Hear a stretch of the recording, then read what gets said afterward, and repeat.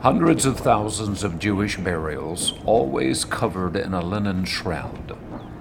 Only one preserved for 2,000 years with the image of a man. John saw the burial cloths and believed. This is in John chapter 20. What did he see that made him believe in the resurrection? Did he see this faint outline of a man crucified? And is there any historical record from the time of Jesus that others saw it as well? We have many witnesses who report having seen a cloth, for instance in the Greek, a karyopoitos, which is not made by human hands, an image of our Lord not made by human hands. Dr. Cheryl White and Father Peter Mangum will travel to Rome soon to examine records that could place the Shroud of Turin much closer to the 1st century. The shroud currently appears in the undisputed historical record in 1350, but there is a bloody cloth in a cathedral in Spain that pushes that date back more than 600 years. It's held in the Cathedral of San Salvador in Oviedo, Spain. This would have been a cloth that would have covered the face while a man was dying or already dead, before he was wrapped in a shroud. It's called the sudarium. It resembles the Shroud of Turin in several powerful ways. For instance, the blood type is a very rare type AB negative. Then there is the forensic evidence. As a matter of fact, there's a blood stain on the back of the shroud, the man's head on the shroud, that is the exact same shape as a blood stain on the sudarium. If I could find a record that places the cloth in any place in Europe before 1260, which is the earliest carbon-14 dating, then we have to go back and revisit that carbon-14 dating again. The carbon-14 dating, it was to be the proof that the shroud was a medieval forgery.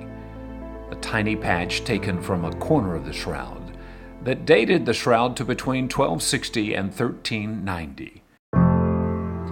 But then, in 2005, evidence that the corner chosen for the carbon-14 dating was a reweave, a repair. The ultraviolet light shows a very different color for the patch. A microscopic examination of the patch showed cotton fibers. The rest of the shroud has no cotton. It's entirely linen.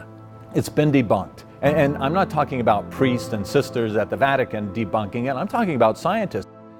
And then Ray Rogers, a chemist on the first project to inspect the shroud in 1978, who had completely accepted the original carbon-14 results. He re-examines the cloth and comes to a stunning conclusion. I'm coming to the conclusion that it has a very good chance of being the piece of cloth that was used to bury the historic Jesus. Also hidden deep within the shroud, other evidence that points to the time of Jesus. There are pollens on this cloth that place it in Palestine, specifically in the old city of Jerusalem.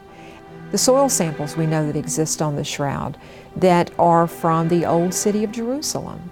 Who is the medieval artist who would have known this cloth needs to be taken to Jerusalem so that we can place those particular pollens there? Why would someone go to so much trouble to create a forgery, and how was it done? There are no known medieval processes that would account for that.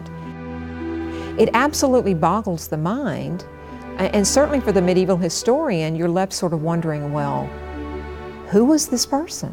You can truly see his facial image. It has always been relatively easy for the faithful.